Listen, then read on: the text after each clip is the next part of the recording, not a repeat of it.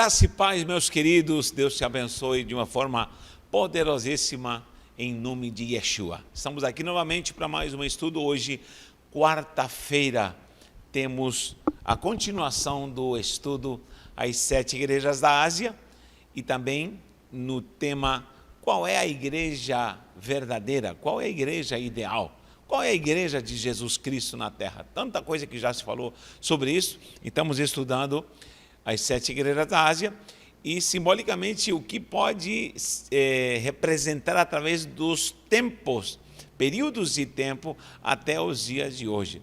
Podemos perfeitamente estudar isto aqui no livro de Apocalipse, tá bom? Vamos lá. Em primeiro lugar, te convidamos para você se inscrever no canal e assim também ativar o sininho para receber as notificações. Quero que você me ajude a divulgar o canal. Estamos chegando a 10 mil inscritos. É uma façanha para nós, mas olha, nos ajude a divulgar e também queremos que muita gente, pelo que eu tenho recebido de contatos, está sendo edificada e tem sido muito abençoada através do estudo da palavra de Deus, tá bom? Queremos que, em nome de Jesus, o intuito principal disto aqui não é combater crenças de alguém, mas é trazer a verdade à tona e também mostrar de como alguém que se diz igreja, ou uma organização que se diz igreja, pode se desvirtuar saindo da vontade de Deus e da sã doutrina, tá bom? Nós estudamos as 7 igrejas, vamos recalcar, Éfeso, Esmirna, Pérgamo, Tiatira, Sardes, Filadélfia e Laodiceia.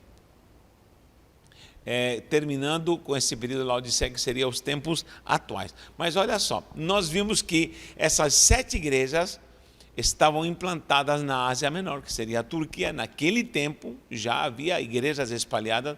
As mensagens são especificamente ali, literalmente, revelações de Jesus através de João para as igrejas e para seus pastores. Essas igrejas receberam essas mensagens, tá bom? Porém, também são mensagens espirituais, porque é uma revelação para a igreja de Cristo, no geral, no mundo inteiro. Então, toda mensagem de exortação, toda mensagem de consolo, toda mensagem de adoctrinamento que tem para essas 7 igrejas, são para a igreja de Cristo no geral. Quando exorta, vigia, ser atento, ser vigilante, guarda o que tens, são mensagens para a igreja, para o cristão, nos dias, até os dias de hoje e todas as épocas, tá bom? Mas o paralelo que nós estamos fazendo é tentar colocar cada igreja em 7 períodos, será? Cada título de igreja, vamos chamar os 7 períodos que a igreja viveu até os dias de hoje. Como Laodiceia é a última igreja, nós estaríamos vivendo o tempo Laodiceia, fazendo uma comparação com as características e as revelações de João para cada período. Isso condiz perfeitamente. Então se prova que o Espírito estava dizendo que a igreja passaria por esses períodos. Nós vimos o período Éfeso, onde há uma perda de amor, justamente João, o apóstolo do amor, morre, e essa igreja começa a se espalhar, sai de Jerusalém, lembrando que a igreja apostólica é de Jerusalém, não existe outro lugar como igreja e base apostólica. Depois vem o período Esmirna, que significa mirra, que é uma planta, uma árvore, um arbusto que é moído, e dali vem um bom cheiro, mirra, tá bom? Então, essa igreja começa a perder, aliás, começa a ser perseguida, é uma igreja pobre. Aqui a mensagem para a igreja em Apocalipse 2:9, a igreja de Esmirna diz: tu és pobre, porém rico. Ou seja, é uma igreja que está sendo martirizada, perseguida. Muitos apóstolos cristãos, líderes da igreja, são martirizados nesse período pelo poder de Roma. E essa igreja muito pobre, ela subsiste. Então é uma igreja que vai talvez perdendo força, vamos dizer assim, humana, porém ela tem uma riqueza espiritual muito grande. Essa perseguição vai até 312 mais ou menos depois de Cristo. Aí vem o período Pérgamo, como nós já estudamos, a igreja começa a perder a santidade. Pérgamo literalmente significa fortaleza. A igreja começa a se fortalecer, e começa o período onde Constantino começa a oficializar a religião cristã como religião suprema do Império Romano. Será todo romano agora vai ter que ser cristão, todo mundo se fortalece. Então a igreja se politiza, a igreja começa a se aliar ao Estado, a igreja se enche de poder, então ela se torna uma grande fortaleza. O problema é que Apocalipse 2:12 diz que começam a entrar a doutrina de Balaão e dos nicolaítas, ou seja, falsas doutrinas começam a tomar conta da igreja. Aí vem o quarto período é Tiatira. Tiatira era uma igreja das 7 da Ásia e é uma igreja que se profana. Por quê? Porque tem uma mulher, uma profetisa, que ela adultera, um espírito imundo que está trabalhando, e justamente essa profetisa, ela corrompe a igreja. É o espírito de Jezabel. Tiatira literalmente significa doce, como se fosse sedução. Então, o período de Tiatira, ela começa a adoçar todo mundo, mas está seduzindo com um processo maligno, onde começam a surgir muitas falsas doutrinas e doutrinas romanas, greco-romanas, pagãs. A igreja começa a adotar uma ritualística cristã pagã. E isso é maquiavélico, porque já o império está dominando a igreja, e a igreja está aliançada ao império romano, tá bom? Aí vem agora o quinto período, vou colocar aqui, período Sardes. Período Sardes. Nós vimos passo a passo cada período. Vou dividir aqui. Sardes. O que acontece no período Sardes? O que significa a palavra Sardes? Literalmente significa brilhante, brilho. Uma igreja brilhante. Sardes significa brilhante, inclusive brilhante como o sol. Então, é uma igreja que parece uma ironia. Por quê? Porque ela é brilhante, mas Jesus diz, você tem aparentemente uma figura de quem está viva, porém você está morta. Ou seja, o brilho que ela tem, que ela começa a ter, é um brilho maligno. É um brilho que não é aprovado pelo Santo Espírito de Deus, não é aprovado por Yeshua. E Jesus fala para essa igreja, tu tens aparência de viva, de brilhante. Sardes significa brilhante como o sol, mas tu estás morta. Esse brilho não me convence, Olha o que diz Apocalipse capítulo 3, versículo 1, diz assim: ao anjo da igreja em Sardes escreve, essas coisas diz aquele que tem os 7 Espíritos de Deus, as 7 estrelas. Conheço as tuas obras, que tens nome de que vives, mas estás morto. Sê vigilante e consolida o resto que está para morrer, porque não tenho achado íntegras as tuas obras na presença do meu Deus. Olha só, essa mensagem era literalmente para a igreja de Sardes naquele tempo. Porém, o período Sardes começa quando já se implanta a Inquisição, em 1231, mais ou menos 1231 também, 1231. Nesse período, a igreja começa a trazer a famosa Inquisição. Pelo Papa Gregório IX, ele começa já a oficializar o seguinte: a partir de agora, todos vão começar a se sujeitar ao poder de Roma, e a igreja chamada, então, Igreja Apostólica Romana. Recalco que a igreja apostólica é de Jerusalém, todo mundo sabe disso, qualquer pessoa, a mais leiga que for, sabe que a igreja foi estabelecida em Jerusalém, e o próprio Jesus falou para permanecer em Jerusalém. Então, o que acontece? Em 1231 começa essa famosa Inquisição, onde cristãos começam a ser perseguidos. Só que assim, começam a se inventar doutrinas. Começa uma delas, a doutrina de pagar indulgências. Começam a se pagar indulgências, se inventam as indulgências para enriquecer os cofres da igreja. E a igreja começa a obter ouro. A igreja, como está aliançada ao Estado, começa a ter posição, começa a ter brilho. Você pode ver que a maioria das igrejas medievais, todas elas eram ostentadoras. As construções eram faraônicas, todas elas bordadas de ouro, de pedras, diamantes, seus ídolos, tudo era feito com ornamentação brilhante para trazer, entre aspas, uma certa honra de deidade, presença de Deus que entrava, o eco.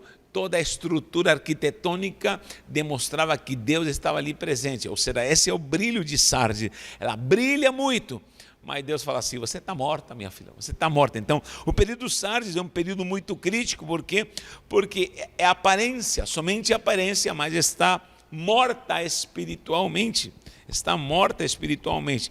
E ali muita gente morre.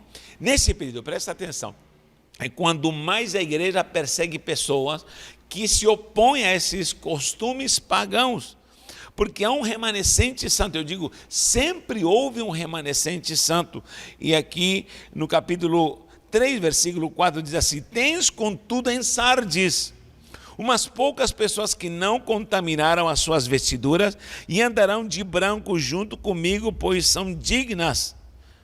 E a esses vencedores lhes darei vestiduras brancas, e de modo algum apagarei o seu nome no livro da vida. Ou seja, havia um remanescente que não aceitou essa doutrina pagã, não aceitou a influência de Roma, não aceitou a cultura maquiavélica de matar se a pessoa não se sujeitava a essas novas doutrinas malignas. Eu vou falar algumas doutrinas que foram implantadas nesse período e vai avançando os anos. Primeiro, batismo por aspersão. As crianças começam a ser batizadas. Preste bem atenção, preste bem atenção. Como é que pode uma criança ser batizada, sendo que batismo literalmente significa mergulho, mergulho. Como que uma criança pode ser batizada, sendo que esse mergulho nas águas simboliza o sepultamento? A palavra do Senhor na sua doutrina é clara. Paulo ensina isso claramente, de que esse mergulho nas águas é símbolo do sepultamento do velho homem e o ressurgimento de um novo homem. João Batista, ele batizava no Rio Jordão, não era para jogar aguinha na cabeça das pessoas, era para mergulhá-las, E o próprio Jesus ficou na fila, e João disse: não posso te batizar, você vai me batizar, porque eis o Cordeiro de Deus que tira o pecado do mundo. Mas Jesus se submeteu e disse que se cumpra toda a Escritura. Então, Jesus com 30 anos, se alguém é cristão, olha só, siga o exemplo de Jesus. Não estou dizendo que você deve se batizar aos 30 anos, mas quando alguém está ciente do que está fazendo. João não quis batizar Jesus, mas Jesus falou: eu estou ciente do que eu estou fazendo e eu quero cumprir toda a legalidade. Então, Jesus quis se batizar. É lógico que Jesus não tinha pecado. Mas preste atenção, por favor. Gente, que pecado tem uma criancinha, um bebê? Isso não existe. Não existe. Então, o batismo, em primeiro lugar, é cumprido pelo próprio Jesus, já que somos cristãos. Se alguém se diz cristão, siga o exemplo do Mestre, com plena consciência dessas águas, e reconheça que ele é pecador e agora é salvador. O Mestre não era pecador, porém ele quis cumprir para que não houvesse nenhuma ilegalidade, mas se cumprisse toda a legalidade. Então, esse batismo por aspersão e de crianças não é bíblico, não é segundo as Sagradas Escrituras. Outra coisa, mariolatria, ou seja, dizer que Maria é mãe de Deus. Olha que absurdo. Ou seja, Maria agora passa a ter um cargo de intercessora, sendo que Maria foi uma mulher santa. Eu concordo com a oração Ave Maria, cheia de graça, na linguagem, na tradução de João Ferreira de Almeida, escrito Salve Maria, salve agraciada. A mesma coisa, salve agraciada, ou Ave Maria, ou Ave agraciada, tanto faz. Ave em latim e salve, está falando em grego. Ou seja, eu concordo que ela é uma mulher agraciada, eu concordo que ela foi uma escolhida, é uma mulher santa, isso é irrefutável.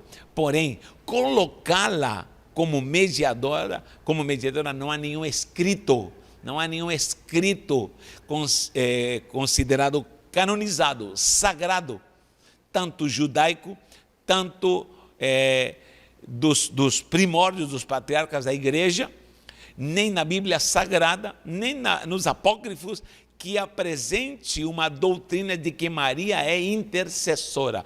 Jesus, ele disse claramente: eu sou o caminho, a verdade e a vida. E a própria doutrina ensina que Jesus é o único mediador entre Deus e os homens. Nós reconhecemos Maria como uma mulher santíssima, com certeza, porém ela não é mediadora. Que ela foi uma mulher, pelo amor de Deus, uma mulher totalmente especial, e ao ponto do anjo lhe falar: salve, ave agraciada, o Senhor é contigo, pelo amor de Deus. Isso é fato. Então, a mariolatria nós não concordamos.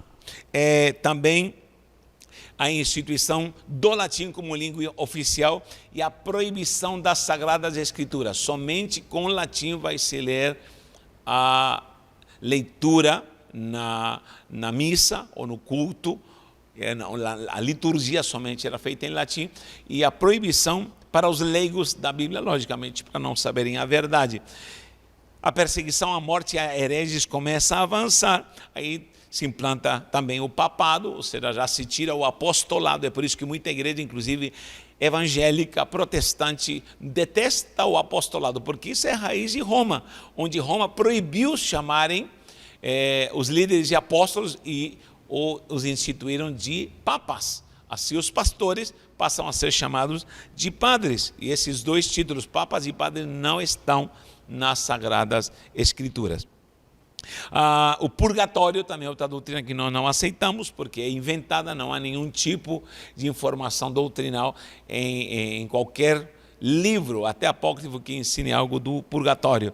Confissão aos padres, ou seja, o ato de se enclausurar e falar e confessar os pecados e ser absolvido por um padre. Isso também é instituição e invenção da igreja pagã. A transubstanciação, o fator de que a hóstia, o pão, se transforma no próprio corpo de Cristo. Miraculosamente, isso não é fato, porque é uma simbologia. O próprio Jesus pegou o pão sem fermento e bebeu do cálice, mas como uma lembrança da sua morte, até que ele venha. Enfim, são acrescentados livros apócrifos. Você sabe que a igreja romana tem 7 livros apócrifos, isso em 1546, acrescenta esses livros apócrifos, os quais são nem reconhecidos pelo cânon judaico. Nós temos falado aqui da Tanakh, que é Torá, Neviim, Ketuvim. Nem no Tanakh, nem na Tanakh, que é a Bíblia dos judeus, estão esses livros apócrifos. Gente, pelo amor de Deus. E nem na igreja cristã, nem na igreja evangélica, nem em qualquer religião. Somente a igreja pagã adota esses livros, que são livros não canonizados. Enfim, invenções datas por conveniências, a idolatria aos santos, a intercessão dos santos por nós, isso não tem base bíblica cristã, não tem base bíblica ou doutrinária, melhor falando, cristã para a igreja. Normalmente, quando chega a Páscoa, daqui a pouco vai estar a Páscoa, todo mundo fala da Sexta-feira da Paixão, Sexta-feira da Paixão. Eu vou fazer um estudo, me comprometo na Sexta-feira da Paixão, para provar que Jesus não morreu numa sexta-feira. Não morreu numa sexta-feira. Tira a ideia isso. Se Jesus ficou 3 dias e 3 noites no túmulo, como ele pode ter morrido numa sexta-feira? Sexta, sábado e ressuscitar domingo? Não, ele ficou 3 dias e 3 noites. Eis aí o sinal de Jonas, Jesus falou. Mas esse é outro assunto. Mas por que sexta-feira? Porque é uma ideia de viernes, Venus, Veneris. Lembra que a sexta-feira em espanhol, na minha língua, se diz viernes, viernes. Em homenagem a Vênus. Vênus é uma deusa pagã de orgia maligna, sexual, de cultos satânicos, e havia uma festa para Vênus, né? Veneris, e que acontece na sexta-feira, todo mundo celebrava nessa época, depois de todo o processo que é adotar essa doutrina maligna pagã romana e transformá-la para o cristianismo, cristianizar festas pagãs. Então, a sexta-feira, para não ficar de lado, porque já se celebrava essa festa a Vênus, se adota como a morte de Cristo. E era uma festa tão pagã, tão maquiavélica e tanta orgia sexual. Lembra as doenças venéreas? Doenças venéreas, você sabe do que estou falando. Doenças venéreas surgem de Vênus, dessa festa, ou seja, nessa festa se propagavam as doenças por falta da higiene, por falta da orgia, pela orgia sexual e por falta de cuidados naquela época, se propagavam as doenças malignas, tá bom? Por falta de cuidado, de temor e de santidade, logicamente. Então, a igreja romana pega essa festa e diz, não, vamos celebrar a morte de Cristo, e Jesus não morre numa sexta-feira, pelo amor de Deus. Se ele morre na sexta-feira, é enterrado, só fica o sábado e já do domingo ressuscita, não chega nem a 2 dias. Então, são 3 dias e 3 noites. Então, vemos aqui esse período triste da igreja de Sardes, onde a igreja se corrompe nas suas doutrinas, ela morre na sã doutrina, ela morre na verdade, ela morre, tem somente brilho, pompa. Os sacerdotes começam a inventar roupas, os sacerdotes começam a inventar mitras, os sacerdotes começam a inventar ornamentarias e ornamentos tanto para a igreja como para as vestes dos sacerdotes romanos, para implantar uma certa autoridade, e não conseguem. Por quê? Porque muita gente se opõe e diz, não, nós não queremos isso, porque a igreja de fato morre. Então temos esse período chamado Sardes, é a igreja do brilho, de 1200 vai até 1517. Por que o saliento que é 1517 vai? Porque em 1517, embora já havia muitos remanescentes, se levanta um homem chamado Martinho Lutero. Eu vou falar sobre isso agora. Olha, vem agora período Filadélfia. O período Filadélfia é um período muito bonito. Por quê? Porque justamente, se pode ver, a igreja de Filadélfia, ela tem características muito assim preciosas. Aliás, é a única igreja que não é repreendida, porque de fato é um período santo. Essa igreja lá da Ásia tinha características boas que são trazidas para esse período a partir de 1517. Olha o que diz para a igreja de Filadélfia em Apocalipse 3:8. Conheço as tuas obras, eis que tenho posto diante de ti uma porta aberta. Então se abre uma porta e para a igreja naquele então, só que se abre uma porta, uma alternativa para sair do paganismo. E essa porta ninguém poderá fechar. De fato, quando se abre a porta em 1517, com o Martinho Lutero, começa uma grande reforma. Aleluia, reforma. E tens pouca força. Sim, porque a Inquisição era terrível. Perseguia, matava. Martinho Lutero foi perseguido. Entretanto, guardaste a minha palavra. Então a igreja pagã não havia guardado a palavra? Não, Senhor. Guardou a palavra, houve um remanescente. Queridos, Martinho Lutero é um dos tantos que não se romperam. Savonarola, 100 anos antes. John Huss, homens que já haviam passado, entre esses 100 anos antes, já havia homens que se protestaram, entre o próprio Savonarola, o próprio John Huss, que profetizou que viria um cisne que nos libertaria de toda essa opressão maligna. Então, 100 anos antes já houve, no decorrer de todo esse período, homens santos que se manifestaram e foram mortos, deram a sua própria vida, foram muitos deles queimados vivos. Mas Martinho Lutero, a porta não se fecha, ele adentra por uma porta santa e traz esse remanescente e desperta a população e diz: ei, eu não vou negar o nome do Senhor. E aqui diz: não negaste o meu nome. E farei que alguns dos que são da sinagoga de Satanás, desses mesmos que se declaram judeus e não são mais, mentem. Eis que vos farei vir e prostrar-se aos pés e conhecer, porque eu te amei. Naquele tempo, no contexto da igreja Filadélfia, haviam judeus falsos, ou seja, haviam líderes falsos, só que simbolicamente agora, nesse período, a partir de 1517, havia homens, líderes, papas, padres falsos que lideravam a igreja, e se levanta Martinho Lutero em 1517, no castelo de Wittenberg. Ele prega com autoridade nas portas do castelo, as teses que dizem: ei, a salvação é pela graça, pela graça somente, pela graça. Não temos que fazer nada a não ser acreditar na gratuidade do nosso Senhor e Salvador Jesus Cristo. Então, começa uma reforma. Vou colocar aqui, reforma, chamada reforma protestante. Então, começa uma reforma e a igreja volta novamente a buscar a essência da sã doutrina. Não acredita mais na mariolatria, não acredita mais na exposição dos santos para intercederem por nós. E tudo aquilo que eu falei é tirado fora. A igreja começa a ler Bíblia, porque a Bíblia ela era proibida, agora somente estava no latim, agora a Bíblia Sagrada começa a ser impressa, começa a ser divulgada, e o próprio Gutenberg, inventor da imprensa, ele imprime a primeira Bíblia na Alemanha. Aliado a Martinho Lutero, começam a traduzir e a imprimir Bíblias para o mundo. Se hoje tem alguém com Bíblia na sua casa, louve a Deus pela vida desses homens, Martinho Lutero e Gutenberg, que inventou essa maquinária preciosa e começou a ser a Bíblia traduzida para o alemão, para o inglês, para o espanhol, para o português, enfim. E graças a Deus, hoje até os católicos têm Bíblia por causa de Martinho Lutero e por causa de Gutenberg.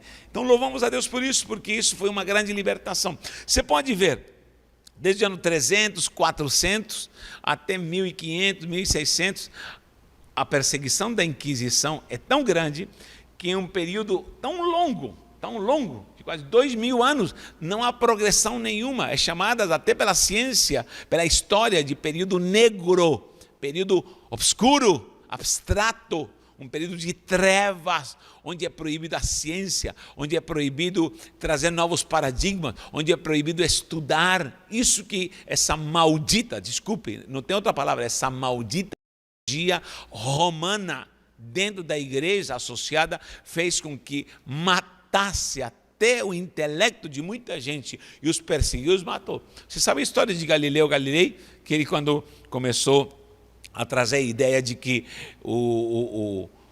a Terra, né, estava no centro, não estava no centro, e não era o Sol que girava ao redor dela, porque se acreditava isso, mas o Sol estava no centro e a Terra girava. Ele foi quase queimado vivo, teve que se retratar. Gente, olha que absurdo, onde chegou o ponto da maldita Inquisição e da ignorância da imposição de Roma. Então, veio a libertação, reforma, coisa maravilhosa. Veio agora o avanço, começa uma revolução santa, espiritual, começa uma revolução cultural, começa uma revolução chamada Revolução Industrial. Você pode ver quando em 1700, 1800, 1900 começa uma revolução, em poucos anos começa um avanço tecnológico. Gente, nesse período terrível, de onde não há avanço nenhum, não há avanço em nada, agora se desata um período onde nós estamos conhecendo ciência, conhecendo a verdade, conhecendo a palavra e muitas coisas descobertas com base na própria palavra de Deus. Então, nós vamos ver uma transformação muito gloriosa. Período Filadélfia. Filadélfia, literalmente, fileu, significa amor, né? Amor fraternal. E justamente Filadélfia, significa essa cultuação do amor fraternal. Acaba toda essa maldição e começa de fato o amor fraternal novamente a operar no meio da igreja.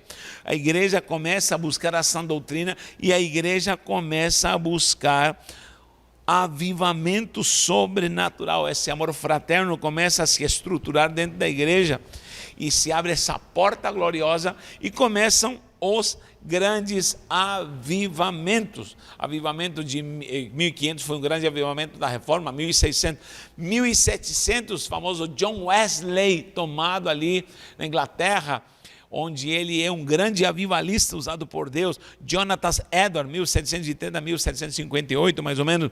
George Whitefield, homens usadíssimos por Deus.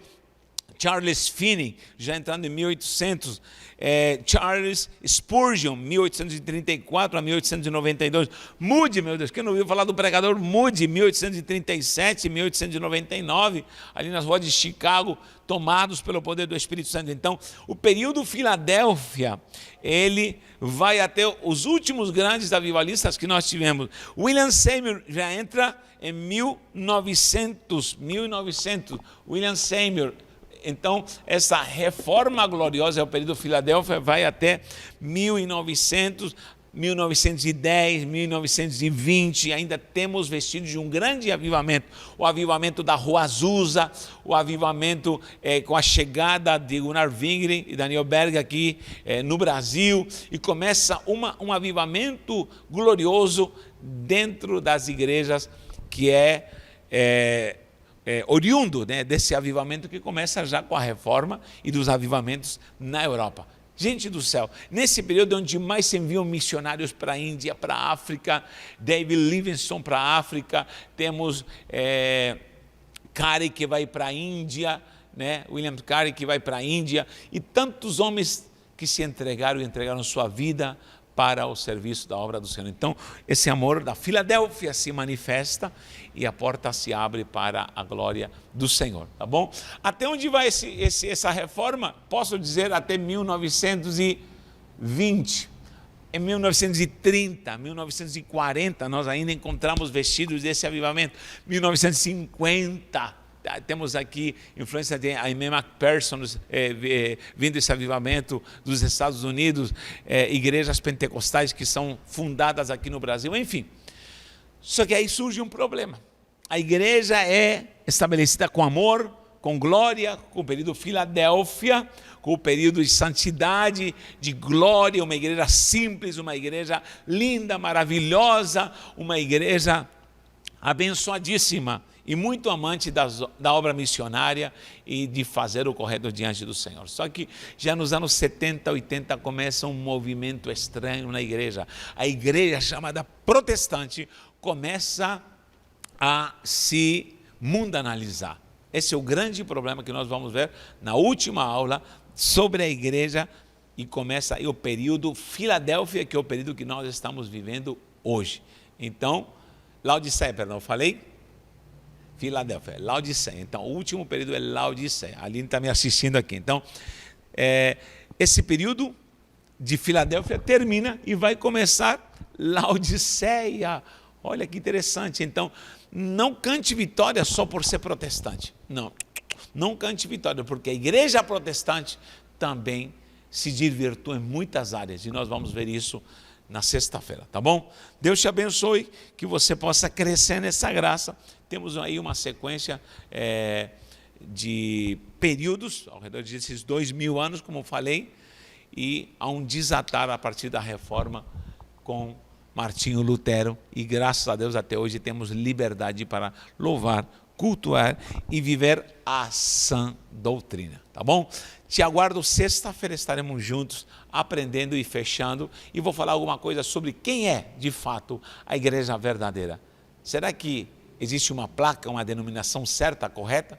Não, tenho a certeza que não. Que Deus te abençoe, te aguardo sexta-feira, estamos juntos, um beijão no coração.